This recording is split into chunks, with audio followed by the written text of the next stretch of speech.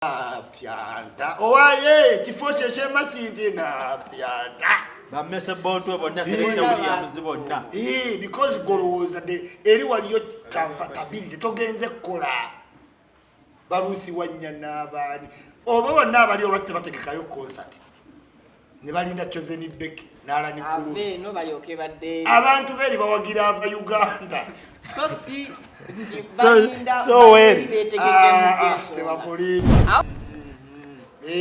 olini bagamba akagumba kamulakidde nalonga akolola kadde naye nga tekasobola yes ng'ate oli bwayiga Bungereza kati akyamusobola pepe busiimba wakalo kasiita bwe kitegeere bwotyo kati nanyini mu lubuto fefe yamumanyi fefe ye dikoyi lubuto lwa kalo kasiita aina kunoonya fefe kwano ku fefe ye fefe kyovolaba wali ku main event teyayimiriddewo nga buki nga ye nanyini mu ate nanyini omugagga wa kalo kasiita takoma kuteeka fefe mu ssente yekka bonna ababadde ku mukolo balya ku ssente z'omugagga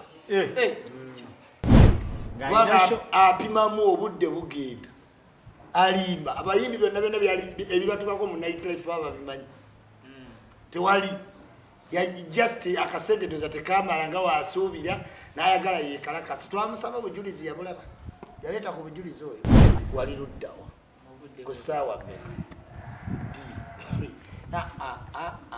anti baba banyweddemu kitoko ng'obudde akyabumanyi nga lipooti efa tewali naye abayimbi baagala tutesitinga ekisaa kyabwe muki ekisaa kyabwe muki kati yagerera apaka clash gwe yafuna omusawo abaana gwogera ate nabba amawulire mpola nabba amawulire gaabwe gonna Spice teyafuna mu EP oli ye yafunamu okitegeera amawulire gonna gaga Spice yebambi shiba neki ekyakatikkiro ne Juliana nekikola ki ate nga Juliana gwe lolomodo we gwe yali aleese okukola ki igundi ayamba kuziika kola ki okitegeera oli ali self centered ennaku yamuluma nnyo tati sitakange kati kano ko kali ki kati public kawadde nnyo attention kati omutima gumukuba engeri gyagenda okukolera oli cricket oval kati bamugamba tuteekeyo extra tusaleko abewanyi. There are few resources in the world, we must fight for them. Kati wewawa kale nkwanirizaako nnyo obutereevu ku mukutu celeb jazz awona ogenda maaso n'okubeera ng'osinziira okutulaba n'okutuwuliriza olunaku olwaleero tuli mu mwaka 2023 katusooke tugubaagalize okubeera nga mwaguyingidde bulungi nnyo nnyini ddala bingi ebibaddewo mu mwaka gwe tukubya amabega era nga mu ebyo ebibaddewo mu mwaka 2022 betugenda okubeera nga tutunuulira n'omukugu asinze okubeera nga abigoberera tusuubira okubeera nga buli kyagenda okutugamba ku nsonga ezo ezize zitambula kiri 100% akitegeerako bulungi nnyo nnyini ddala ndi ne Jjajja Ichuli President Bloggers Association President soko obuzeeko kubatulaba muli mutya mwenna abali ku celeb jazz abali ku Cookie Promotions ne Vic Exclusive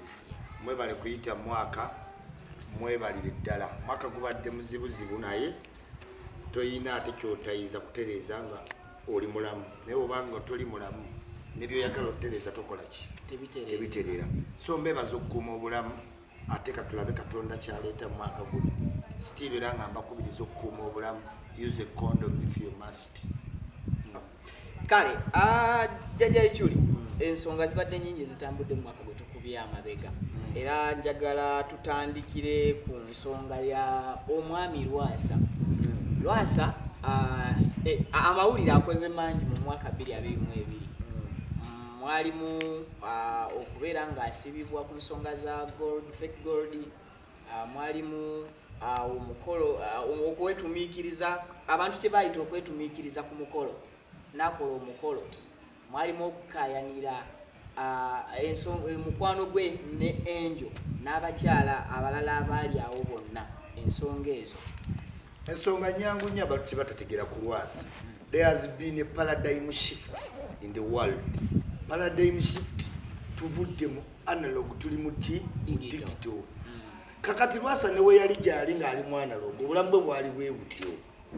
Ng'alina ekifo ky'ebbaala n'akwanako wali ng'era omuntu w'e Masaka alina ki ssente. Kati bo decency Masaka ate kitegeeza oba ofunye ssente. Kola byokola ki byoyagala. So when internet comes n'addira obulamu bwe n'abuzza ku ki online. Ffenna tufuna visibility ekola ki ebulaba.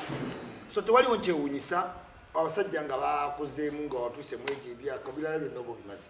Lwasa yamala ozimba okuweerera okuzimba aba business kati akole ki is in his evening life early evening you must enjoy life like that. Naturally yakatinga image embi mweno fame world osobola okukatinga erinnya nga limpi oba nga liki liwanvu. For example nga woonolaba nti sweet kid yasala erinnya nga liki lyali limpi kati ye sweet daddy naye ate yita sweet kid. You get it? Kid Fox fresh kid nga linnya limpi mu career ya entertainment olina okukola erinnya nga liki limpi liwanvu ate limpi litya. Lwasa ye yakola erinnya erimbi kati nga alina okukola erinnya eriwanvu character. Kati nze ekiri neetaaga ogamba mugenda kuwasa simanyi nfaitinzeewo embaga simanyi nfunye omukyala simanyi agenze because ebyo byonna bitegeeza olina erinnya litono oyagala difeedinga buli budde kubeera nga weeriri olina difeedinga ennyo naye kati nze ndi mwogezi okitegeera. So kati ekyo kyekyamuleetera okuba nga akola ebyo tiimu ye emuveza ku social media yeekola ebyo omuwala akukyaye nekuba omuwala wano kifeeke ettatu omuwala yeegize temuli polisi wano ate kati okyanga ate ogenda ku polisi oba okozeeyo ki anti wano katutandikire ku Angel Lwasa mwenyini ajagala topiki eziri gundi olina topiki nga abiri wesiri ku topiki eterina na meaning ebintu bya Lwasa birina meaning ki kale mulamu era gwe gumu 222 nga tuva ku nsonga z'olugamba ezitalina tulina ebintu bingi genda ng'okoona ku bintu nga we biri tugende siina kye nalabako nakankaka indiscipline girl that's it bawala bali indisciplined. Tulina rape rape abadde mufumbo nebbaawe era akyali mufumbo TV presenter juzi yavayo n'akolakola statement ku maama we era ne tumulaga nti ku maama wo tumuleetaleeta muki mu kamera ate notandika omwogerako oba otuwa comparison mwogereko nga takola ki taliiwo naye waali ate omwogerako. So netumutereeza otherwise nga rape mu ba TV presenter yabadde n'ekitambula going n'omusajja we despite it twaboogerera tebajja kukola ki kuwangaala. Nze I still believe nti rape ayagala kukola ki ajja maliriza agenzeewo mu America era I still believe ne Bindeba akyamaliriza bya address kutereeza byonna mu America. Yes. Bakola emikolo still rape emikolo egyo tejakkirizibwako nnyo bamawulire ensonga yali ki? Ensonga lwakuba nti abannamawulire badistortinga ekintu nga wekiri akuba obutebe ng'abagenyi tebannatuuka n'agenda okitegeera n'alaba yeeyidde juice omukadde avudde mu kyalo ye gwa concentrating. So abantu bonna balina emikolo egyakabi today baba ne ba professional ki photographer kwanajja ki aleme complain ngera lwolaba embaga y'amakula ne bugingo bw'oba olaba embaga ya Rema okitegeera serious party zonna today kajibe emikolo gy'amaanyi party eziri corporate kuba buli muntu alina akasimu owa tekino wakatise agenda okakwata mu ango gyotakola kyotamanyi. So kyekyo kiri standard nange nkyagala. Kati ensonga era nga tuli ku ya mikolo guno gwali gwa mukwano gwo Hajjati Dr. Kulthum naye ogugwe awo we gwatuukira. Yes, Hajjati Kulthum mukazi wa mukisa bamuwasanga virgin mwana muto omuntu n'amubeera naye n'apaka we yamuvaako.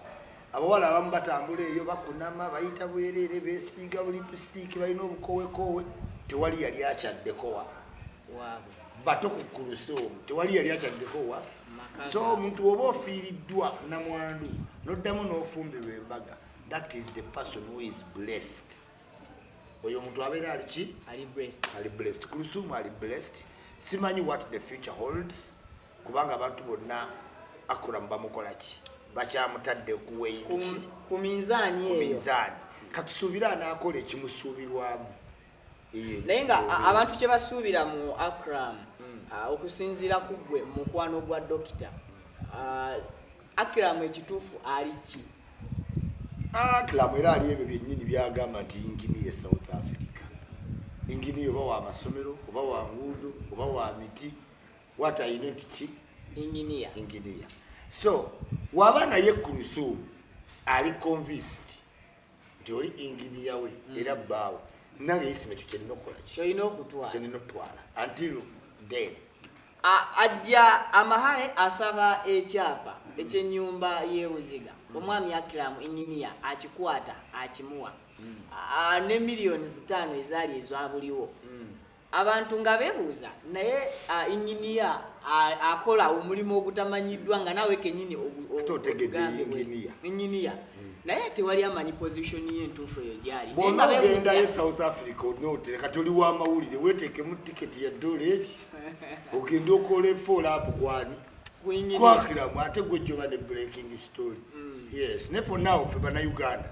tulina otwala Kulusuumu kyatukoze eki kyatuwadde paka nga tuzudde nga si kyekituufu so abantu babeere n'okukkiriza ekyapa kyamuweebwa n'emmotoka bagamba bamuwadde enamba njigike nabamulaba ng'agivuga omusajja ne bagamba tasobola kino ekyapa n'akikola ki nze nange nze nnyini embaga yanneewunyisa Kulusuumu gye yakola era nalaba gwe kennyini ng'ovuddeyo n'ogamba nti Kulusuumu inginiya yawaddeyo ekyapa naye ekyapa ekirungi wakiwaddeyo natulaba nga naawe kennyini jjajja Ichuli olinga atabadde mu mativu ndi mu mativu kubanga ebyapa biva mu landis Kulusuumu yasoma wabanga Kulusuumu waali bamuwadde ekyapa nga tekiriiyo blame tujja giteeka kwani ku Kulusuumu otherwise awo ne waba yaleeta fake nze nakkiriza nti yamuwa kyapa kubanga amanyi gwe bakiwadde mukazi yali exposed yakola ki yasoma okujjawo nga bwe baba babiri fake nga naye yennyini yabirimu yes so nze gyabirivinga nga bwe byali nice kwagaliza obufumbo obulungi Kulusuumu ne Akram kale tukyalina jjajja Ichuli ISMA OLAXES Fefebuzi Karo Kasiita awo wennyini jjajja Ichuli Bugirita Bakulusuumu bakayanira ebintu by'omugenzi Muzaata ekyo kyogerako ki eyo nnoomu ya Africa eri barbaric naye nga tegenda vaawo kati era gye tweyongera nti embeera eteredde abantu bagenda kubanga Sanchez oli awo naye ng'olina apartment ng'olina emyaka 4 oba okitegeera era wooliva mu nsi God forbid abantu bajja kukayanira ki apartment kubanga Abafrika mukyali mabega temutwala na budde kumanya omuntu afudde abadde ne bonds abadde ne security mu bank abadde ne gold kati ebiseera ebisinga bakayanira bwe kati ne baleka kiri ekinene moso n'abantu oluusi tebamanyi nabuuzaako ti omuntu waafa mobile money alagawa zonna kampani zankubya ne ziŋŋa Ichuli tonyeenya meezi eyo okitegeera so ate ne banka tewaliiyo banka ejja negamba nti omugenzi afudde alinako miliyoni 2 kwa akawunti ego si mulimu gwa banka mulimu gw'aba family member ogwo gwammwe oba totegedde ezo benefits za banka you get it but kyegambye gwolabayo abantu bameka ti omuntu ali ku kitanda ne bamubuuza oba ayina gold oba ayina bonds security bonds kitegeeza so Africa tukyali nnyo taken by materialistic ki oli naakayanira ekkanzu naye nga ddala ekkanzu ya Muzaata teyeekana Muzaata sinti muganda we naye nga wallahi sekanzu gatto benzi simple what things abantu bandirabidde ku nze Bannayuganda bampita buli mannya naye tebamanyi nti ndi mugagga okitegeera buli omu akuyita kyasanze naye nga temumanyi nti ndi muki mugagga mama wange yanzaala omwana ki mama wange juzi yakakola ki amaka ga mama wange gali ku lusozi walewa ekazo malamba mu kikomera nga woolaba wano lwakimpangisa sisita bange babeera America basawo nze ndiwo nze mulenzi ate omulala bamuwasa nze mulenzi naye why tuli exposed otambuddeko n'ennyumba ya mama waffe tugikola bukozi ebeera awo bwe tutuuka omwabiza olumbe nga tujja ayagala nga yagenda nga waliyo ekikola ekikolebwa naye because tuli beyond ki that naye it will take some time kubanga mu Africa tukula bukuzi kuvuka ne bukula baba nawe embeera we munyiga nga atango gayita atanga takola ki tafa tato olufa nga kutandikirawo ki bintu ebirabirabwako sijja kyewuunya but naye tuba tetuliiwo slowly after time atwajja mmanya nti ebyo temuli era awo wennyini ku nsonga ya Hajati Kulthum batuuza omusika bagaana omuyita omusika bamuwambaza olubugo Hajati Kulthum agamba ensonga ate ebyo byenkugambye nakakunyonnyola ekintu kyekimu abantu ba Africa bali peti kati rabye ebyo simanyi musika kati okusika kitegeeza ki bwosika n'ofuna ki yes kitegere nekyegambye bikyali babeliki kati yasikidde mama wange akola ngaayo talina kyategeeza eri omugenzi kyegamba nti senga kati ddala ndiggulide mama omuntu yasikidde mama wange ayinza okunstopinga kyengenda okukola so perifereriyo bintu byalinga omanye nti nsigaza maama sisigadde omu ku ki anti esimawane ekyatushokinze twali tumanye annual abeera ne Dr. Kulthum omwana wa Sheikh Muzata yanabeera omusika yabeera dda Kulthum yateekako omusikaawe ne bali ne bateekako so mu family who is important eyabeeranga n'omwami oba bakojja kyegambye mu Africa tukyali mabega mu nsi eziri developed omuntu family babala mukyala mwana namuki namusajja si maama wo si kojjaawo kati omuntu olufu ate kojja naava emasuuliita simanyi kojjaawo wemasuuliita ogudde eddalu kati abo bonna abali mu kuwakanya Kulthum omwani yali asula ne Muzata oli agambye nti omwana we nababuulira lwaki Akram ye musika to any sensible person ekiraba nti Akram ye muki why Muzata yamuzaala muntu mukulu mu kiwala ekito kye yawasa nga kivagini nga musajja muki ddira taatawo nga wa myaka 7 bamulimba olubuto olw'omwana alukkirize olaba oba oyo omwana tabayinza taatawo amutayinza omuwa ebintu byonna omuntu wookula odda buki kati Seeka Muzata yali azadde abaana nze nasoma ne batabani ba Seeka Muzata bamuta Safiki Kakembo kyaliwa naye Seeka Muzata the fact that Kulthum yali virgin kate ye musajja akuze omwana oyo gwe yamuzaalamu omwo mutemumanyawo important bwali ku Seekani Muzata it is very possible nga Seeka Muzata newe yalibadde mulamu nga annual ye muki ye musika bire ebirala byakupaatiika bupaatiisi ate ekyo sikiwa kwa analogy njikuwa mu biology sigikuwa lwa Kulthum nkulaga naawe wennyini kati nze wano wendi senga omuwala ali 18 atandika okunjaga ne wangamba gwe boyfriend we nyinza okukujjawo nkutta nenkujjawo kubanga wano wendi sisuubira kufuna muwala we 18 agwa mulaavu naawe ate nga buli muntu ujja okuula buli musajja asinga kwagala kito do you get it kati nyinza okukuba nenkutta neovaawo naye nga ate nze mukulu kugwe ne bagamba wakyosa omwana omuto kategedde kati kiri possible tewandibadde muntu agenda sikira kubanga newolaba annual obwakuze enkula yonna yaseeka muki mwana muto naye olaba nga olwedde yeetaaga help mu weight there was no way Seeka Muzata couldn't give everything to annual yes aho wennyini Isma couples nebbiri Kulthum ne ya rape Bindeba 223 ani asooka okuwa munno omwana bonna tewali agenda zaalira muntu ng'ate bonna bafunye ekidaala Kulthum will need doctor's advice. How? Kubanga era n'owola ba period gye yamala ne Seeka Muzata yazaala omwana ki omu ate nga yalwa ne Seeka ki Seeka Muzata bw'olaba by biology ne age kati ali ku 40 nga 40 ne weight gyayina, it may be not easy yofuna olubuto. You may need a silly doctor. Ekitegeera naye nkulaga nti yabeera ne sekamuzaate ebbanga yazaala omwana ki tuyinza okitwala sekamuzaate yali akuze omukazi tayagala kukola ki kwenda ku lusuumu wanaaba azadde it will be very great. Kansubye nti akulamu nga waali muvubuka maybe ayinza oba nga just alina weight naye nga talina kikyamu ki kyonna. Rape ye tasobola kuzaalira Bindeba right now because yakakyusa TV career akola program teyeetaaga bambuto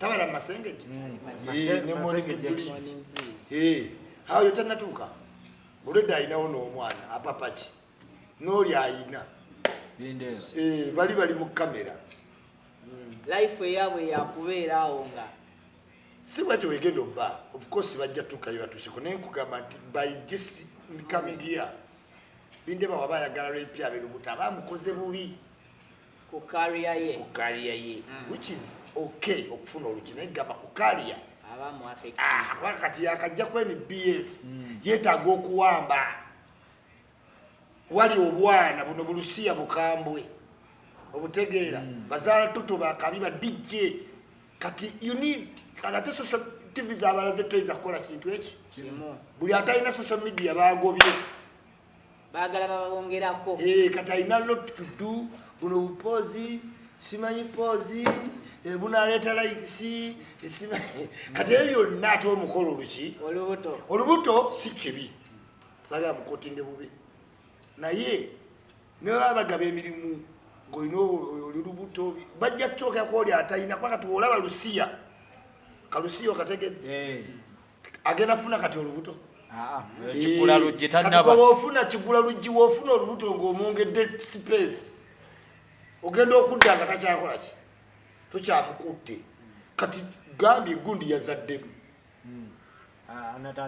anatali agenza okudda ng'ennamba ze kayina azimanyi kaze juzi nze nakalaba nakaliko nga bakaleeta neŋŋamba kafoko bonna bali kweni besema kanakana mukalaba mmwe tie kageze kayiga ebyuma zaala toto awulire bakakwasemu kwanika ati zaala toto ng'alwadde awulire abantu bakugenda bakulagamba nti abantu baganze ne wesitalaba anikat naye nga ndabye ki highlights okitegedde social media oba presence eringa mupiira oyinza okuba omupiira mu musajja substitute n'olwala injury bagolokipo gye wagenderere golokipa tebabakyusakyusa naye bakugamba nti namba 2 yayingidde mu mupiira n'akwata penalty ogenda owulira nno ng'owedde ate Bindeba watwala rape mu America.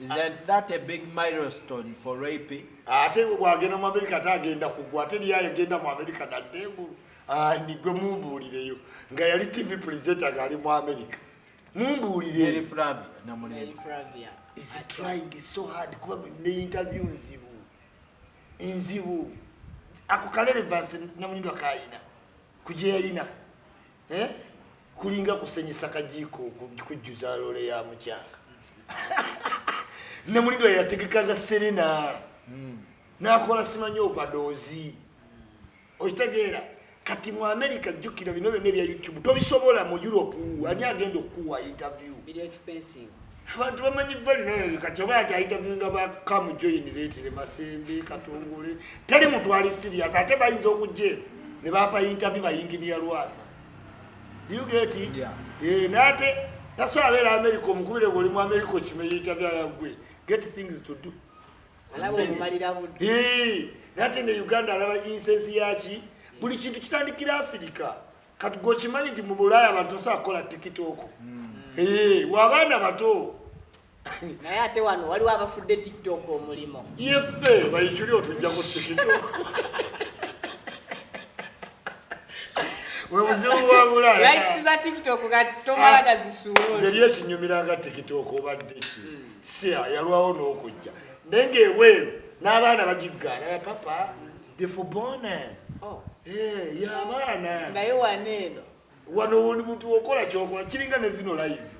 Ebweru tosobola. This is why penge na mugambe bweru tewali. Buli muntu aba akumanya endya neki n'ensula. Ne wandiba omutuufu because gwe tutunuulira mu layini eyabomba. Record internet tajiriko. Tasobola tedrekale gajibaaka atya naawe. Oyo ajja kwagala anaagenda okufuna empapula ddengu ng'ate music yadduka. Waliwo kituyita overview. Era ni Lukoma ayimba. Takyayinza yimba n'atunda. Baamulaba dda Leira Kayondo. Kati abantu baagala Aroma. Lucy Ngendo. Okiwulira? Yes, kati oba wayimba n'otatundirawo. Ne woyimba longo oba kikonwa. Do you get it? Yeah. Oba ki? Kikonwa nairali aliruddawo. Hali wabwe. Ajja kwambala engatto empanvu, asibe sitayiro, amyusamas, ate yakayimba bamulimbelimbe badikiteeta bajjako tewali music wano w'abantu bali bweru. Angelina aliwo oweyanda. Wala era Redman yakomawo. Yes. Man yagezaayo kati yalaba ndozo obudde bukulu. Yalaba nga tekikola abantu tosobola because n'abayimbi bano bablockinga music aveeri. Rabadaba. Fyanta. Owaye kifo kyekema kinti na fyanta. Bamese bontu bonna selector Williams bonna. Because golowooza eri waliyo comfortability togenze kukola. Balusi wanya n'abaani. Oba bonna abali olwatti bategekayo concert. Ne balinda Chozeni Beck n'Alani Cruz. No balyoke badde. Abantu beri bawagira aba Uganda. So si tebakulimba. Awo wenyini ajaja ichuli bwe tuba twogerera ku nsonga eza Rabadaba ne Nalongo. Rabadaba yabadde wa Nalongo. Kyoba omanya. Kati wajja tu updates. Kati ndi busy ekolagana na speaker ebintu olini bagamba akagumba kamulakidde. Nalongo akolola kadde naye nga tekasobola. Yes. Ng'ate oli bwayiga Bungereza. Kati akyamusobola. Eyakola ekiva e Bulaaya yali omutuufu. Oli musajja musabuzi mu nsonga z'ekiva e Bulaaya. Yes, era mu kiva e Bulaaya bikunnyonnyola. Kati Nalongo ajja kudda akimalimpa. Pepe Busiemba wa Kalo Kasiita bwe kitegeere bw'otyo. Ani nanyini. Kati nanyini mu lubuto. Fefe ya mumanyi, Fefe ye dikoyi. Ni lubuto lwa Kalo Kasiita. Aina kunoonya Fefe. Kwano ku Fefe. Ye Fefe kyova wali ku main event. Teyayimiriddewo nga buki. Nga ye nanyini mu. Ate nanyini omugagga wa Kalo Kasiita takoma kuteeka Fefe mu ssente yekka. Bonna ababadde ku mukolo balya ku ssente z'omugagga. Ate sikategedda. Bonna balya ku ssente z'omugagga. Buli ali ku mukolo ogwo yali alidde ku ssente z'omugagga oyo. Ekiba kitegeeza nti bangi abamumanyi. Bo bamumanyi. Era ne respect weeri. Kalo Kasiita respect gyalina ku bayimbi abalala. Si ya music. Tabanga yono gwe mmanyi wali. Era yoyo gw'omanyi. Simutegedde. Yamumanyi abasajja bamumanyi nabo bamugyemu ebintu ebikalu. Wamaanyi. Awe tutuuse. Mulimba. Tewali. Nsonga zaategerekeka. Dikoyi kubeera relevant. Apimamu obudde bugenda.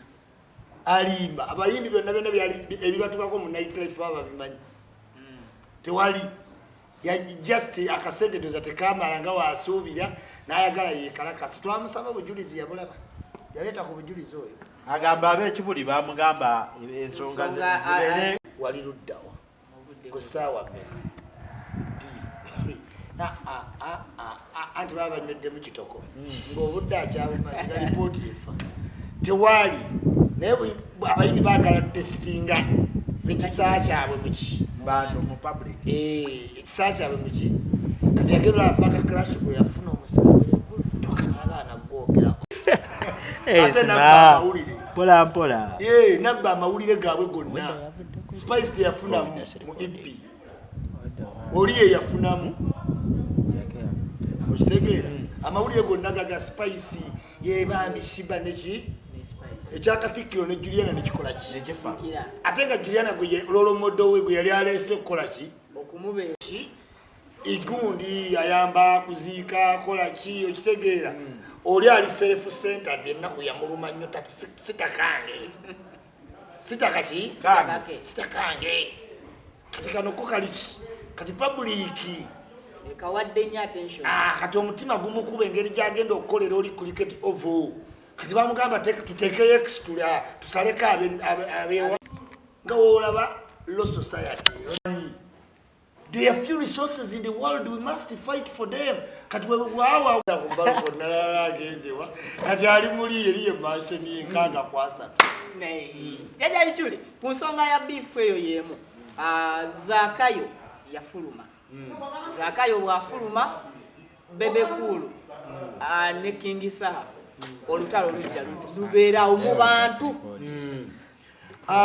olutalo lwa King oyagala omukolo gw'enjawulo gubeere n'ebijjukize mu nnyumba yo kankwanjulire ba KingMontage Photo Studio fe bakafuluma okukuba ebifaananyi n'okukola vidiyo olina wedding birthday party kukyala nika baby shower photoshoot oba music shoot na buli kimu kyonna ky'oyagala fe tusobola okuwa ebijjukize ebirungi eri ebirooto byo ate nno mwana wattu kusintiiza omuntu wa bulijjo tusangibwa Nankulabi ku Bitaala ku Prime Tower level 3 room D04 okumanya ebisingawo tukubire ku namba zino noti 7 noti 2 emu noti 4 emu 25 oba noti 755 3 731 oba noti 777 noti 23 4 noti 5 KingMontage Photo Studio fe tusobola okuwa ebijjukize ebirungi ate nno mwana wattu kusintiiza omuntu wa bulijjo.